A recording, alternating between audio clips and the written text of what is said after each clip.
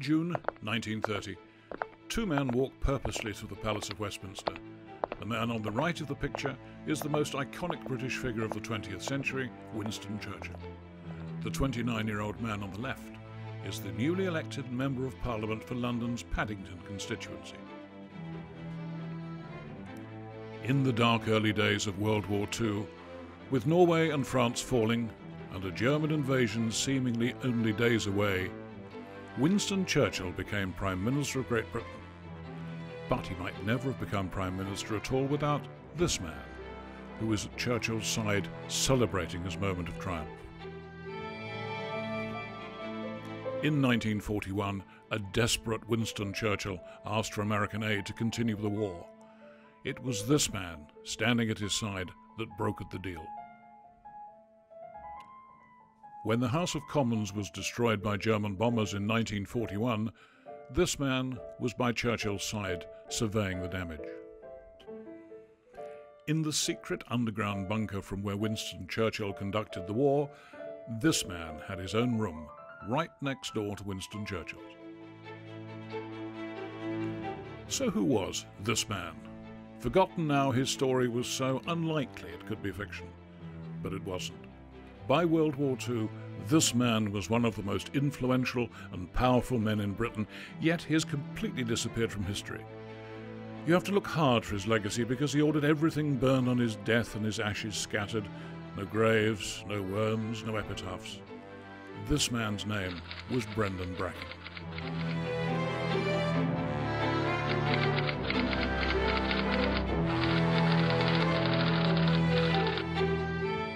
Brilliant political fixer, and at that he was made a brilliant contribution to Churchill's survival, let alone his career.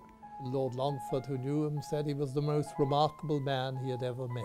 He was shunned in certain circles. He was seen as a turncoat, he was seen as anti-Irish, and in particular he was seen as a man who lost his faith. Yes, well, mystery man. My name is Adrian Bracken, and I've always been fascinated by history. My own family history has it that Brendan Bracken was a cousin of my great-grandfather who emigrated to England from Ireland in the 1840s. Brendan Bracken became Winston Churchill's right-hand man for over 30 years, yet he was always a man of mystery, unmarried and secretive. I wanted to find out who this man really was, what drove him, and why the secrecy. What I found was one of the most inspirational stories I've ever heard. This is the story of Brendan Bracken, sometimes known as Churchill's secret son. Others had been there before me, notably Irishman Charles Edward Lycett's biography printed in the 1970s. So I went to Dublin to meet him and to hear his take on the Bracken story. I was, I suppose, of an Irish nationalist background, and I felt it brought together two worlds in which I was interested, the world of his background, of Irish nationalism, and the great Churchillian world, which of course had delivered us from the Nazi menace in the Second World War. Ironically, I think his memory survives more in Ireland than in England. Irish people, I think, have a great interest in him because he's the archetype of the Irishman who sheds his identity for advancement or to become part of the great social world of England. Our story doesn't start in the halls of power of Westminster, in the red seats of the House of Lords, in the great newspaper offices of Fleet Street.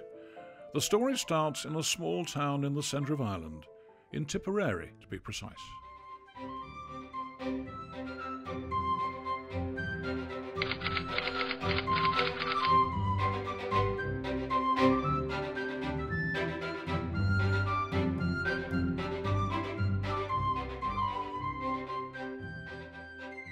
Brendan Bracken was born here, in Church Street, Templemore, in the centre of Ireland, in February 1901, the third son of Joseph and Hannah Bracken. Joseph Bracken was a Republican, a staunch Fenian, a member of the Irish Republican Brotherhood, and one of the 7 men of Thurles who in November 1884 started the Gaelic Athletic Association. and that promoted Irish sport, Irish culture and Irish language. The Bracken household was a working family, was relatively well off. Father Bracken, Joseph, had a mason's business. But cancer, the curse of the Bracken family, carried his father off in 1904, when Brendan was only 3. Brendan was very difficult in his school years. He bored easily, yet he excelled at English and history and maths, yet he regularly played truant from the O'Connell School here at Richmond Street in Dublin, run by the very strict Christian brothers, who supported all things Irish, both nationalism and the language. And yet it became apparent in his school years that he got very quick wits, voracious reader and a prodigious memory. And one of his teachers, Brother William Allen, said he had brains to burn.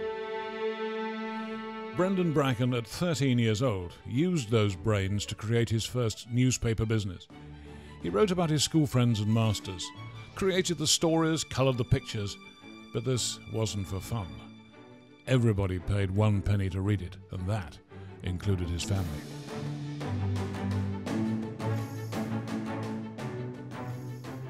The young Bracken's business schemes moved up a gear when, for a fee, he would take in and look after other people's bicycles.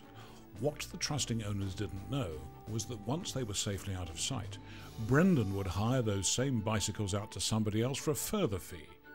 The young Bracken realised very early on that deceit could be very profitable, even though it didn't endear himself to his fellow pupils.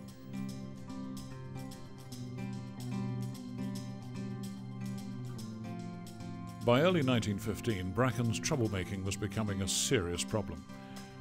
His constant truancy, his unpopularity with his school colleagues, and it must be said his teachers, caused his mother to be advised that a more disciplined school be found for Brendan. This was tantamount to expulsion.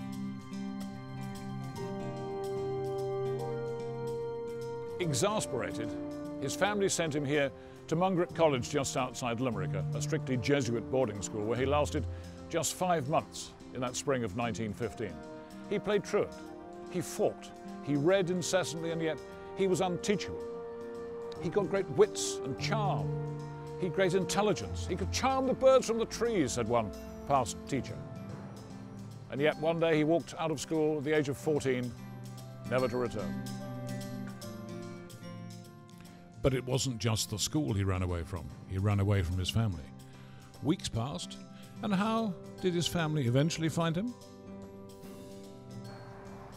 He left a trail of unpaid hotel bills all over Southern Ireland, including a bill for a bowler hat and a suit in Limerick, where his mother tracked him down. He told her he'd been working as a reporter on a local paper. So dragged home to Dublin by his mother, he was packed off to a relative in Australia. "Ha, you'll like Australia," she said, "it'll make a man of you." But was this the man the young Bracken wanted to be? Mother must have been a tough old bird, because at 15 years of age, she sent him off to Australia. You know, and what mother does that? And I think, I'm not a psychologist, but I often wonder, this sort of rejection by the mother fueled a lot of his energies. So in 1916, young Bracken arrived in Melbourne, Australia. Brendan was dispatched to yet another distant cousin, this time on a New South Wales sheep farm in Echuca, Moana. He begrudgingly worked on the farm, but spent all his spare time reading. He visited the local Brigidine nuns, where he managed to sweet-talk the Mother Superior, Sister Cecilia, into allowing him free rein of the convent library. And it was here, at Echuca, that Brendan Bracken developed his love of all things 18th century and English. He wanted to be part of the country houses, the imperial Britain, to be part of the legacy of Burke, Walpole and the Duke of Marlborough, whose descendant, Winston Churchill, was the wartime First Lord of the Admiralty back in Britain. Instinctively, Bracken knew this was not something you earned, it was something you were born into. But this was not going to stop the young Bracken. He knew his particular talents of charm, lies and high intelligence would stand him in very good stead in 1920s England. He worked in and around Sydney to earn enough money to travel back to England to pay for the next part of the master plan. Arriving in Liverpool, Legend has it he went out and accosted the first man he saw wearing a bowler hat and asked him the name of a good school.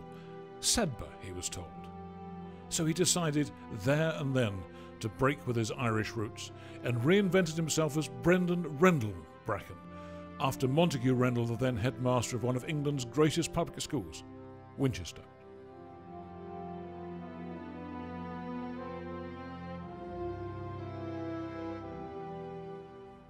He told them that his parents had died in a bushfire in Australia. They'd left him enough money for his education, and he told them that he was 16, not 19. But the plan, the Great Bracken Transition Plan, started right here.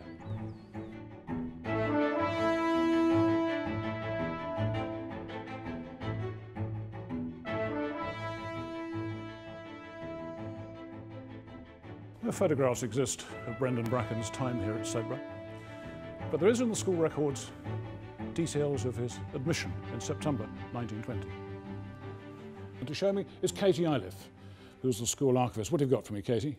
Well, first of all, we've got the school admissions register, and as you can see here, we have an entry for Brendan Rendell Bracken, and this is in September 1920.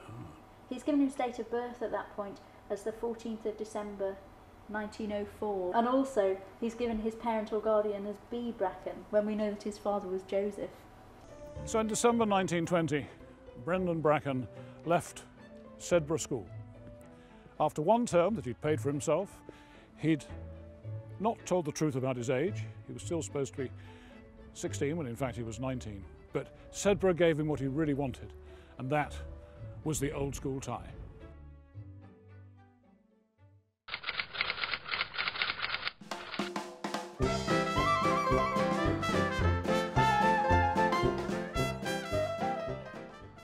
"20-year-old Brendan Bracken launched himself into 1920s England, the England that was still finding its feet from the hardships of World War I.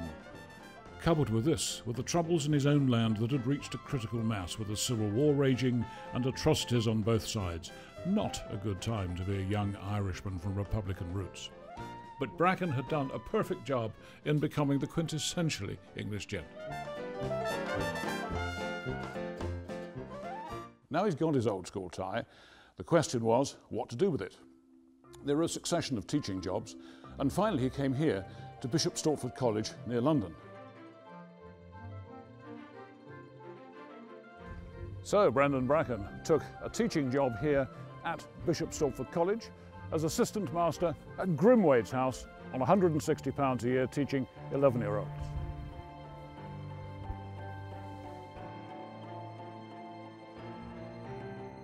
Fellow masters introduced Bracken to London society. Bracken started meeting social and political figures, all of whom were impressed by this lively Australian. And through these connections he got an invitation to visit the House of Commons, the beating heart of Imperial Britain. And this first visit set in motion a chain of events that would change Brendan Bracken's life forever. Bracken saw his ultimate hero, the living embodiment of the 18th century England that Bracken so revered. And to Bracken's delight, he saw Winston Churchill demolish his critics, who challenged him on his Middle Eastern policy. Bracken, having immersed himself in all the political comings and goings of the day, and with a sponge for a brain, was able to talk knowledgeably about all the latest hot political topics. But Churchill he could only admire from afar. But at a dinner party one night with a group of Conservative MPs, Brendan Bracken was going to make a very important connection. Bracken's unqualified admiration for Churchill and his command of Middle Eastern politics so impressed his host that he introduced him to several of his parliamentary colleagues, one of whom, Commander Oliver Locker-Lampson, invited him back to his house at North Street, Westminster, to discuss a new magazine that he wanted Bracken to get involved in, and it was called The Empire Review. Schoolmastering had served its purpose. Time for a career change. Journalism, for which he'd always had a passion, was the obvious choice to propel him onwards and upwards. And Bracken moved off to the next stage of his very eventful life.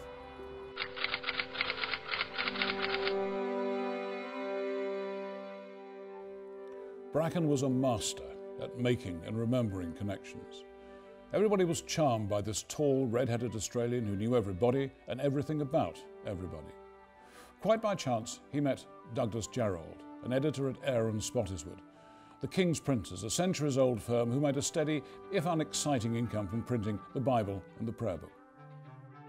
It was in the summer of 1922, through his job at the Empire Review, that Bracken was introduced to J.L. Garvin, the 40-year-old distinguished editor of the Observer newspaper. Garvin was a sensitive, romantic, immensely well-read personality who had an eye for young men of talent and promise. Garvin was taken with his brash, newly arrived firebrand with his flaming red hair and infectious personality. Bracken was learning firsthand the curious ways of the rich and the famous. What he lacked in social graces, he made up for with a mixture of bluff, the usual lies and stories, and immense charm. Garvin proved the perfect mentor for a young man with a dreamy sense of history coupled with genuine political aspirations. Garvin and Bracken were both consumed with a passion for the past times of Walpole and Pitt and the Duke of Marlborough, and spent many weekends with Garvin discussing the past and their hopes for the future.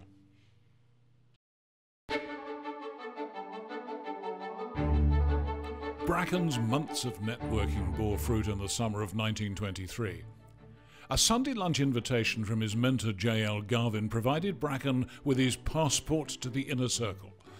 Winston Leonard Spencer Churchill was to be the guest of honour at Garvin's Beaconsfield house, and Bracken had been invited too. All those frustrating and rebellious Irish school years, all those lonely years in Australia dreaming of Regency Britain, now leapt from the pages of history. Here he was, face to face with the Duke of Marlborough's living descendant, born in Blenheim Palace. Winston Churchill was at his imperial best. But far from being tongue-tied and starstruck, Brendan Bracken seized the opportunity and brought all his charm and conversational skills into play. Bracken played it to perfection. Churchill was hooked. After lunch, Churchill asked Garvin point blank, "Who is this extraordinary young friend you've been hiding away? He strikes me as being very bright indeed. I should like to see him again." And later, Garvin pulled Bracken to one side and told him exactly what Churchill had said. Now Bracken realised he had his golden chance, turning his fantasy into fact. His path ahead was now clear, with Winston Churchill, the unknowing motive force of Brendan Bracken's ambitions. The 22-year-old Bracken wasted no time in telephoning and arranging a visit to Churchill's London home. The year before, in 1922, Churchill had lost his parliamentary seat of Dundee. Churchill was out in the cold. He'd famously said he was without an office, without a seat, and without a party. Bracken deeply resented the slight to what he considered to be his hero's honour. Like the faithful squire in an earlier chivalrous era, Bracken pledged himself to be at Churchill's disposal and with all Bracken's power to restore Churchill once more to high office. The vitality, the wit and the charisma of this red-headed Australian were just the tonic the jaded older man needed. There was, however, one obstacle: Mrs. Churchill. Clementine Churchill was Winston's wife of 20 years and was highly suspicious of Bracken's motives. She thought Brendan Bracken, a boy half her husband's age, an interloper who'd appeared from nowhere, loud, brash and uncouth, and she warned Winston to be very cautious. Then he called Clemmy by her first name. He was almost as soon as he met her. Of course, she was quite formal and tended to put people in their place.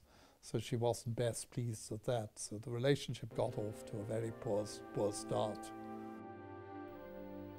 Bracken was fantasizing that he was now part of the Churchill family. He'd even stolen some Churchill family photographs and put them on his own Mayfair mantelpiece. No wonder London society tongue started wagging that Brendan was in fact Winston Churchill's illegitimate son. Clementine Churchill had to ask Winston if these stories that were the talk of London were true. Winston merely said, "I checked the dates. They don't coincide." But in fact, neither Brendan Bracken nor Winston Churchill ever denied the rumour. He was part almost of the family life for many years. Sunday was Brendan Day. He came and showered them all with gifts. And of course they all had the suspicion he was their father's child.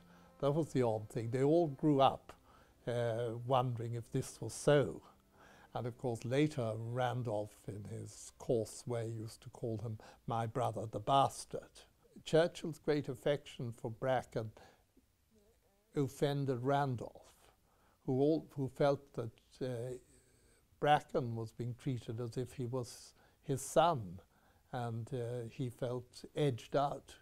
And several times he protests and says how hurt he is by the way Churchill places more reliance on Brendan Bracken than he would on him. Churchill was out in the cold politically, but desperate to get back into Parliament. A December 1923 by-election gave Bracken the opportunity to prove his worth to Churchill.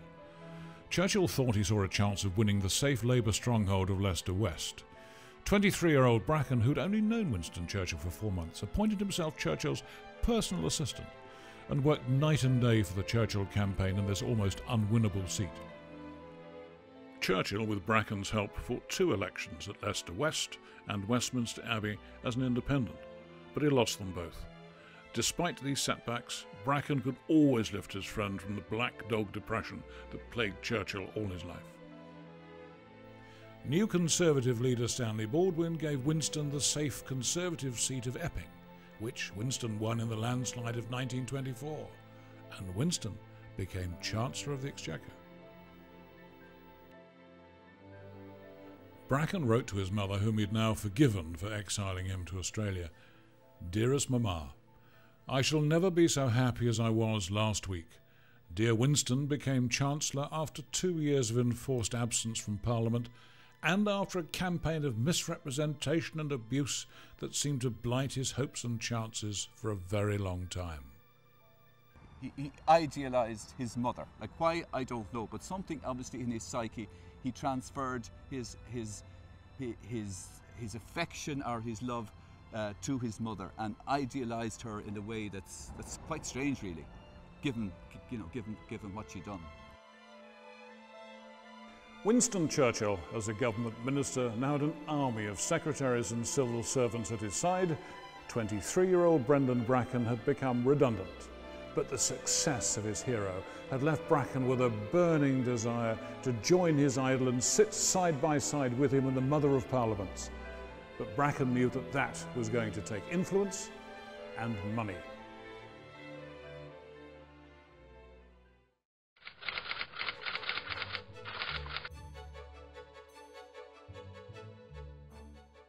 So Bracken threw himself into his job at the publishing business of Eyre and Spottiswoode. He wasn't to everybody's taste at this sleepy old firm off London's Fleet Street, but Bracken proved his worth by quickly increasing titles, circulation and profits for the company. Bracken took the business by the throat. He renamed the Empire Review English Life.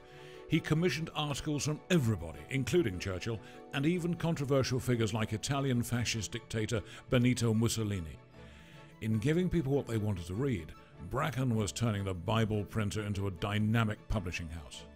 His success was soon recognised with the directorship, but he was still only 24 years old. In 1925, Bracken's sharp business brain saw an opportunity in an area vital to Britain's trade. The banking community had long been without an independent voice, and in January 1926, The Banker was born. Still a major magazine with a worldwide circulation, Brian Kaplan as the current editor. But undoubtedly he was the founder of modern financial journalism. He's the guy who really kind of put this style of journalism that you go out and investigate companies properly and banks properly, and you have a financial debate. He put that on the map, and it's something we've been doing for the 83 years since The Banker was founded. Never forgetting his ambition to join Winston Churchill in Parliament, he persuaded Eyre and Spottiswoode to buy a half share in 80-year-old respected financial magazine The Economist, the other half being owned by South African mining magnate Sir Henry Strakosch. In 1928 came the Investors' Chronicle, The Practitioner, and after a tip that it was for sale, The Financial News, with a smaller circulation to the rival pink-coloured Financial Times. In the pre-Wall Street crash bull market, shares and profits, like Bracken's social standing, were only going one way: upwards. Relationships between Brendan Bracken and Winston Churchill in this period, 1925 to 1929, were reported to have been strained. The truth, I think, was that in this period, Bracken was very much involved in his business and Churchill was Chancellor of the Exchequer.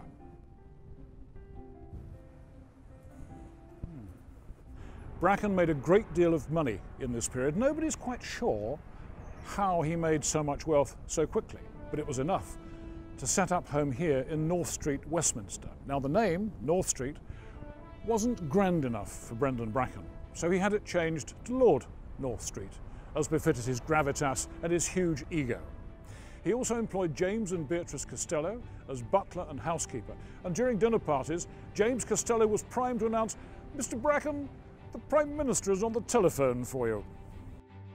He also purchased a large Hispano Suiza motor car and employed Alex Ailey, who was Churchill's old chauffeur. And these three members of staff were with him for over 30 years. Indeed, they all outlived him. And to complete his collection, he purchased a large country house in Woburn in Bedfordshire. By late 1928, and still in his 20s, Bracken called in all his business and political favours. He was going to use his wealth to make his mark politically. He'd more than enough money to support a parliamentary campaign, and he was offered the marginal Conservative seat of Paddington in North London, though he was still a man of mystery to most people, even to those in his own party.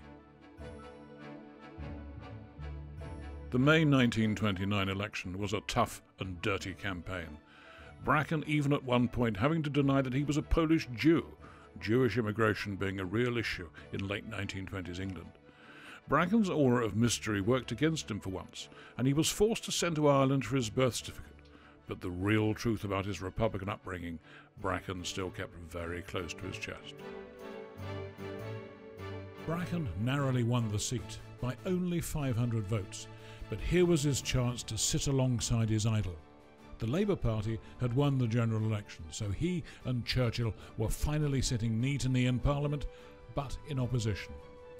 Immediately, Churchill, now a frontbench spokesman, created trouble for himself by opposing Conservative leader Baldwin's policy of granting India, Britain's imperial jewel, home rule. Churchill resigned the front bench in protest, and Bracken allied himself with Churchill, and both were in the political wilderness for the next 10 years.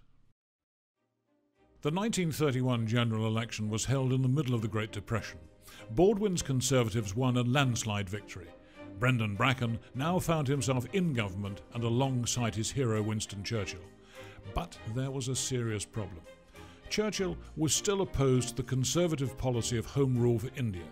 Churchill was adamant that India, the jewel of the British Empire, should stay firmly under British rule, and that Gandhi was a dangerous agitator that would lead the Indian people into nothing but trouble. Bracken stood foursquare beside Churchill, whatever the political or personal cost to himself. But there was another more dangerous cloud forming on the horizon. This time much closer to home, the emergence of Adolf Hitler in Germany. The 1930s for Bracken, now a Member of Parliament, a successful businessman with a wealth of social connections, were full of parties and nightclubs and country houses. Time for a wife. But not just any wife would suit our red-headed fantasist. He needed a trophy wife. At a friend's house, Brendan Bracken saw a potential Mrs. Bracken. 10 years younger than he was, Penelope Dudley Ward was a 22-year-old aspiring actress and the daughter of Freda Dudley Ward, reputedly the mistress of the Prince of Wales. Penelope grew fond of Brendan Bracken, but couldn't understand why he couldn't relax and be at ease with himself when alone with her. If he loved her, she thought, he had a very peculiar way of showing it. Penelope had no intention of giving herself to a contrary friend whose inner self was firmly locked up and never to be revealed. Penelope's mother, Freda, later said that no man could have been more generous or thoughtful to my daughter. But perhaps he was pathetically shy or felt he was ugly or inadequate, but never once did he offer the slightest gesture of affection to Penelope. Although Bracken claimed her refusal of his proposal of marriage was the reason he never later married, Penelope claimed that he never actually proposed at all. He had a fear. He was nervous, apparently, of young, nubile women. He was far more comfortable with their mothers. But I think he was like an Irish celibate, for want of a better word. He had a few high society lady friends in the 30s, but I often wonder, was that just show, it was part of the apparatus, part of the successful man, the politician, the publisher, and you'd have a lady in tow. Whatever the truth, this was the last time that any woman ever featured in Brendan Bracken's private life. His close friends remained male.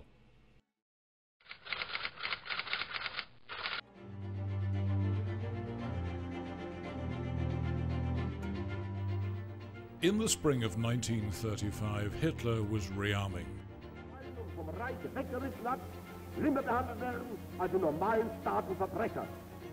Churchill, with Bracken's support, warned endlessly about the gathering storm, as he called it. In March 1936, Hitler took back the Rhineland in contravention of the Versailles Treaty of 1919 that had ended the First World War.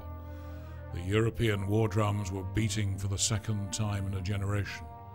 The improving economy, however, meant that the public had no taste for warmongers, and no one in Parliament took either Bracken, regarded as a playboy of no account, or Churchill, who was finished, seriously.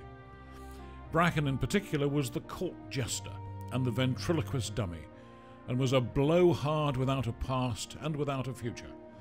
They stood alone, Bracken and Churchill, like a party of two, quarrelling incessantly like a happily married couple. In November 1935, Hitler's fascist ally, Italian dictator Mussolini, invaded Abyssinia, now Ethiopia, and suddenly people took notice of Churchill's warnings. Bracken worked hard gathering conservative support for Churchill, and Bracken's house at Lord North Street became the headquarters of the anti-appeasement lobby. I think that among the networkers and spin doctors that I've known, that he was probably the best. He had a broad range of contacts. He had a natural ability to make friends. And this came from natural warmth of character, I think.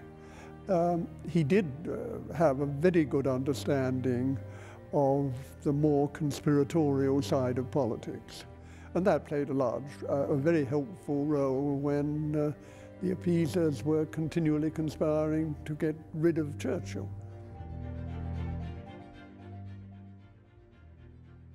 As 1936 became 1937, the German threat grew ever stronger, just as Churchill had predicted. Public opinion, though derided by Bracken as a lot of butter-slapping grocers, was to keep the peace at any cost. But public attention was taken with the Edward and Mrs. Simpson affair and the subsequent abdication. In May 1937, Stanley Baldwin resigned and Neville Chamberlain became Prime Minister. Seen as a peacemaker, it was hoped that Chamberlain could divert the path from certain war to peace. Bracken's acid tongue announced that the ironmonger, Baldwin, had given way to the coroner, Chamberlain. Neither he nor Churchill were impressed with either. But Churchill, as well as warning of Hitler's danger, found another, more personal problem right on his doorstep.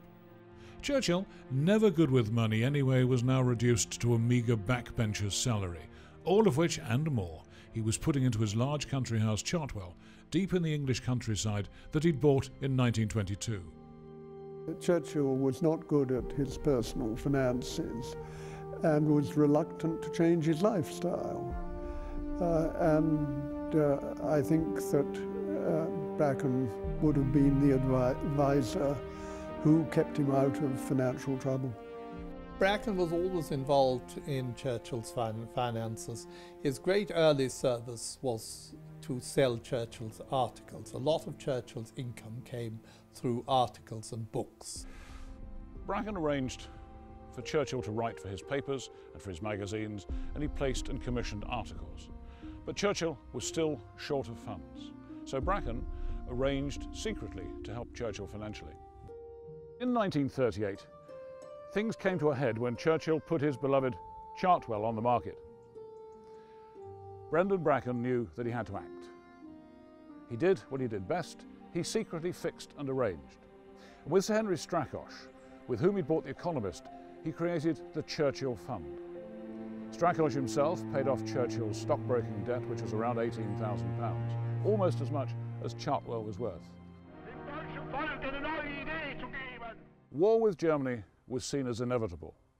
Both sides of the Atlantic could see the situation in Europe was going towards war. And Churchill was perceived as the only person who realistically could lead a wartime Britain. But Churchill couldn't do that if he was bankrupt. All through 1939, the preparations for war were everywhere in Europe. Men were mobilised, defences dug, country houses boarded up, armies readied.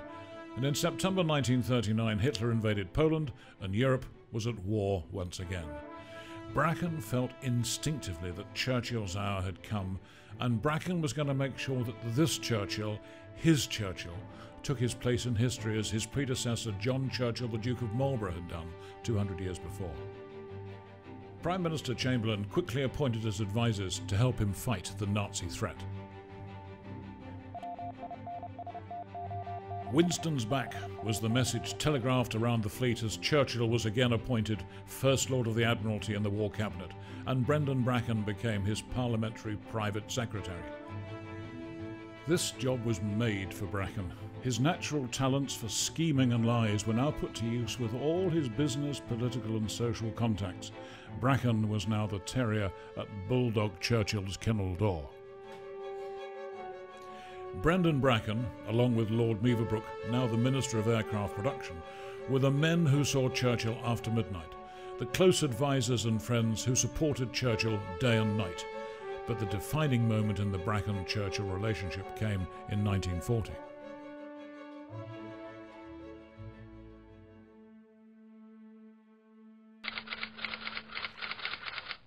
Britain's war was not going well. Years of underinvestment in Britain's armed forces, just as Churchill had in fact predicted, ultimately would lead to the evacuation of Dunkirk, the loss of France and the fall of Norway. Britain stood alone in Europe. The Conservative Party lost the support of the Labour Party, who wanted a national government, and absolutely refused to work one day more with Neville Chamberlain as Prime Minister. The Conservatives met in secret to elect a successor. Lord Halifax, the Foreign Secretary, was the obvious next choice as Prime Minister. Churchill was likely to support Halifax's election, but in Bracken's great moment of power broking and with his ever-sensitive antenna, he knew that this was Winston Churchill's moment if he played it correctly. Bracken told Churchill that if Halifax were proposed as Prime Minister and they asked for Churchill's support, Churchill had to promise Bracken to remain silent. Churchill promised, and when in the meeting it was proposed that Halifax become Prime Minister, they looked at Churchill, who kept his mouth firmly shut. There then began what was later known as the Great Silence that saved England. It lasted a full 2 minutes.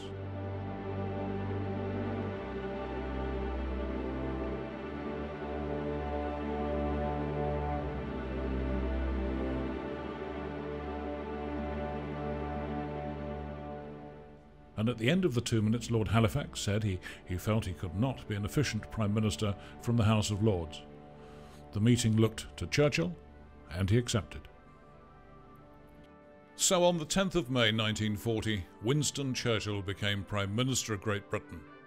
The great fantasist, Brendan Bracken, from his roots in Republican Ireland, through dubious and highly coloured stories of his background and his unique relationship with Churchill, now had become the power broker, and quite possibly the second most powerful man in England after Churchill himself. Britain's war was running short of supplies, and so she turned to the old ally America for help.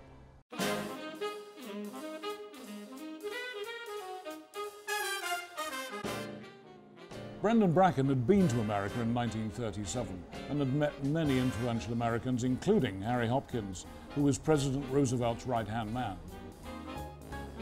So when in 1941 Harry Hopkins was sent by Roosevelt to assess Britain's prospects and whether the USA should help Britain, it was his old friend Brendan Bracken who met Harry Hopkins on his arrival in southern England. Hopkins immediately sounded Bracken out. "Are you going to let Hitler take over these fields?" he asked Bracken, and with the full weight of Winston Churchill behind him, answered no. Hopkins' handwritten letter to the President of January in 1941 dismissed the Foreign Secretary Sir Anthony Eden as a man of little importance. It was really Bracken and Churchill that persuaded Roosevelt to give them the much-needed supplies to continue the war.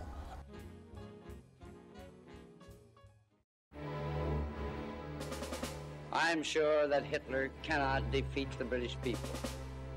The British are determined to win. They need our help. They're depending on our help. They deserve to get it. They're great people. I'm sure they're going to win. And without these supplies, Britain could not have continued the war. Britain was no longer alone.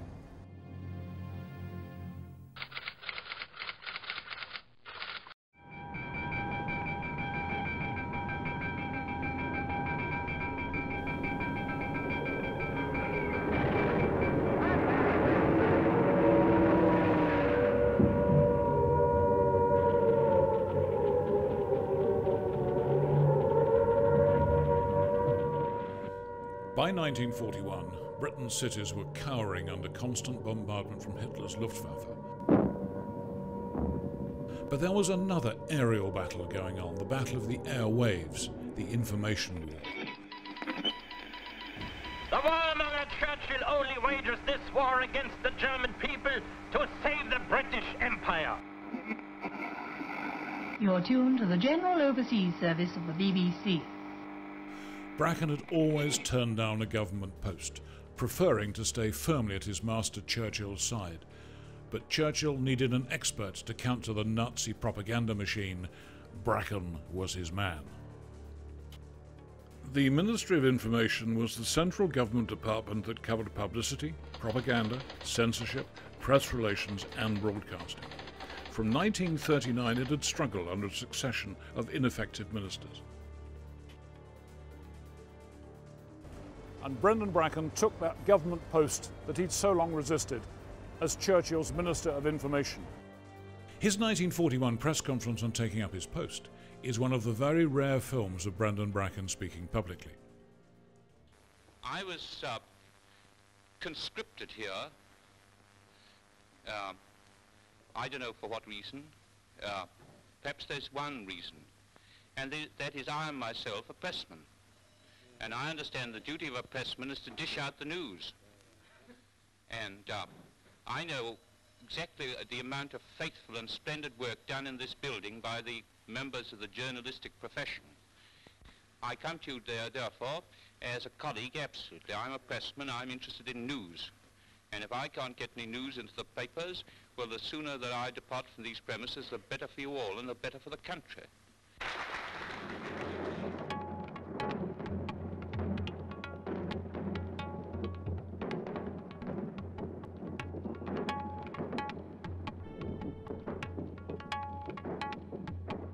Brendan Bracken's office was here in the Cabinet War Rooms below London's Whitehall. His desk is still here, his bed is still here, his personal effects, and it was from here that he was able to act as mentor and go-between for Winston Churchill. Uniquely because he'd worked for Churchill for so many years through the good and the bad times, he was the prop upon which Winston Churchill so often relied. But there was one area where Bracken and Churchill differed, and that was the role of the British Broadcasting Corporation, the BBC. In the 1930s, Churchill had been refused airtime to warn of the Nazis' upcoming threat. Many people believe that the BBC was a branch of government. The BBC was, and still is, an organisation that fiercely guards its independence from government interference. The BBC governors were very apprehensive because they knew that Churchill wanted to take over the BBC in 1940. he'd accused them of unrelieved pessimism and called them the enemy within the gates. Churchill was still wary of the BBC, but Brendan Bracken, as a pressman, believed that a free country needed a free press.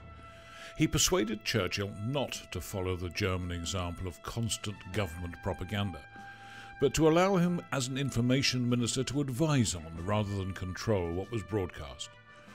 Bracken knew he was treading a thin line between censorship and freedom of information, but Churchill once again trusted his old friend's judgment and left the BBC's future in Bracken's hands. And to this day, the BBC owes a huge vote of thanks to Brendan Bracken for their independence from government.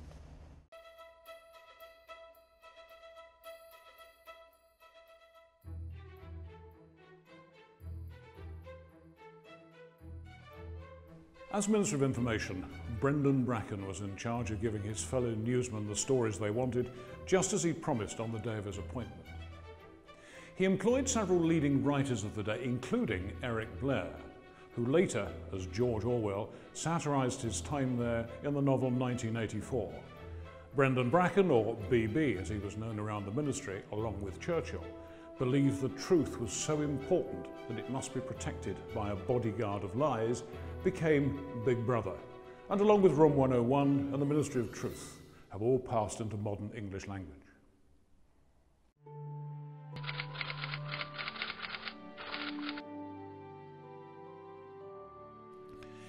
In 1945, the war in Europe had been won. Bracken had seen his hero through the dark times, the financial crises, the derision of the 1930s, and seen him, with his help, become one of England's most iconic men.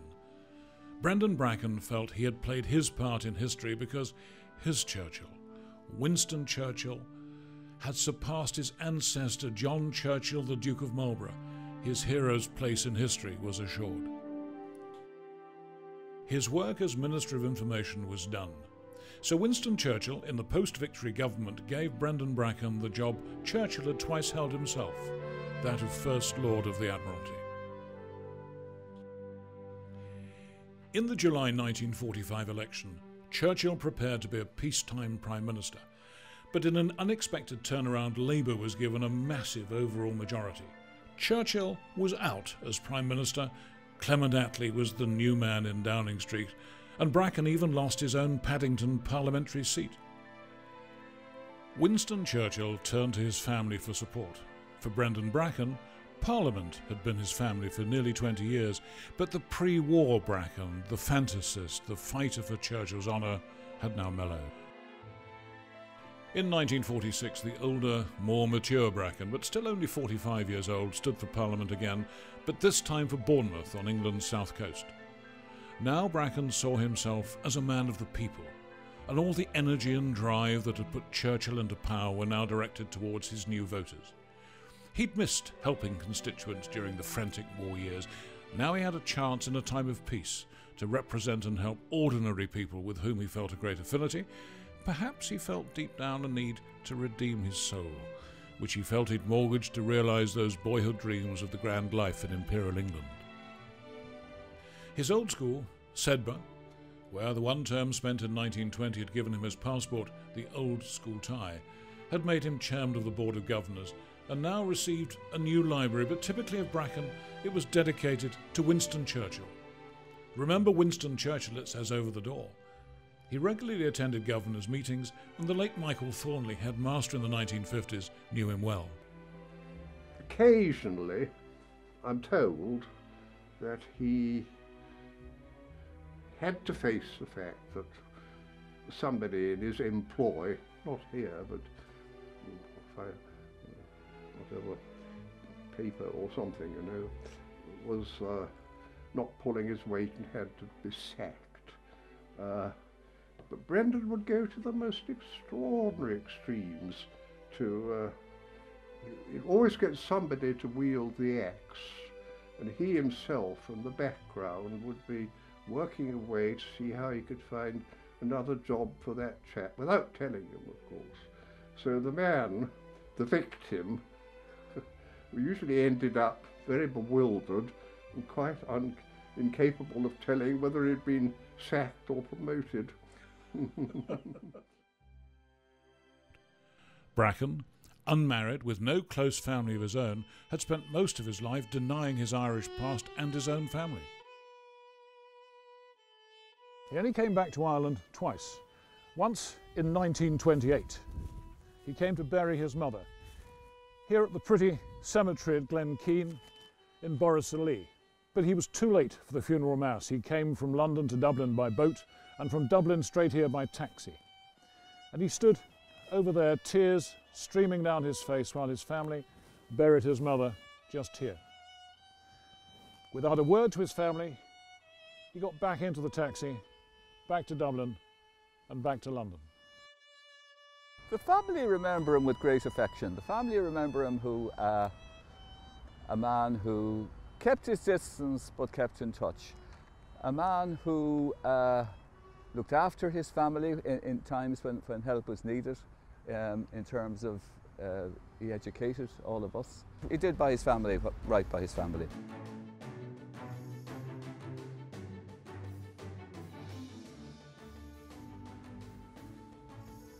And the second time was in 1943 on the way to the Canada Conference. Bracken's flying boat had put into Limerick for repairs, and they were grounded for 2 days. "Come on, let me show you where I was born," he said, "where I grew up." And he took his colleagues, including Sir Anthony Eden, on a tour of the local area, Templemore, Limerick. But the great irony was that he was such a compulsive liar that his colleagues never actually believed this one true story when Bracken told them. Bracken now turned his attention to the only things that he had left, his businesses, and specifically his newspapers.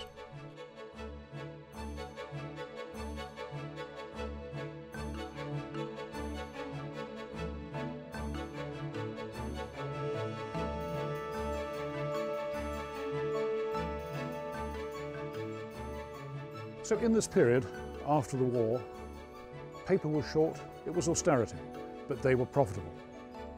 Bracken managed to merge his paper, the Financial News, with its pink competitor, the Financial Times. I spoke to Financial Times historian David Kinniston and asked him about the merger. Well, I think he was one of the makers of the modern Financial Times that has become one of the, in the last 20 or 30 years, one of the world's great newspapers. And specifically in the sense that in 1945, at the end of the war, it still was essentially a city newspaper, relatively small circulation, relatively narrow focus. And under Bracken, and of course other people were involved, but nevertheless Bracken as the guiding light, the paper transformed itself into one that looked at a much wider, had a much wider remit, looking at Britain as a whole, industry as a whole, of interest to policymakers, influential people and so on. And then subsequently in the 1960s, after Bracken's death, took on an international dimension and became something like the modern FT that we now recognise. But I think Bracken's influence in that was considerable. The 30-share index became the FTSE 100 and to this day is the definitive measure of share performance, and has been successfully copied around the world. Now printed worldwide, the Irish edition of the Financial Times today, ironically, is printed in Birr, not 20 miles from Templemore, where Bracken was born. Brendan Bracken started one more niche publication, History Today, the title suggested by Winston Churchill himself. History Today launched in 1951 and has always drawn together the best and latest history writers ever since. Over 60 years later, History Today still thrives.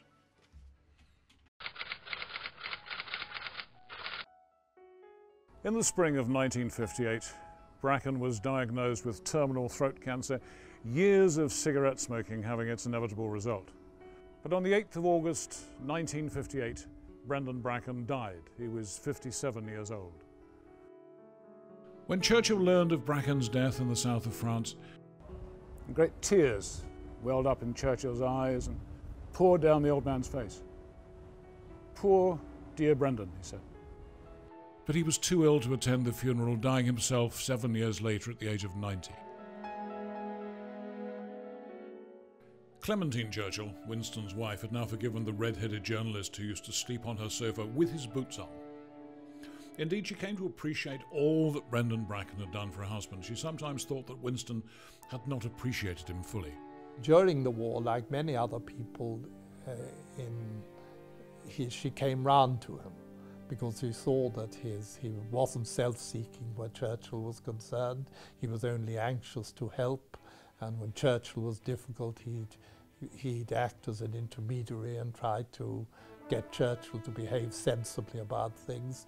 So she began in a rational way to see him as a benevolent force in Churchill's life.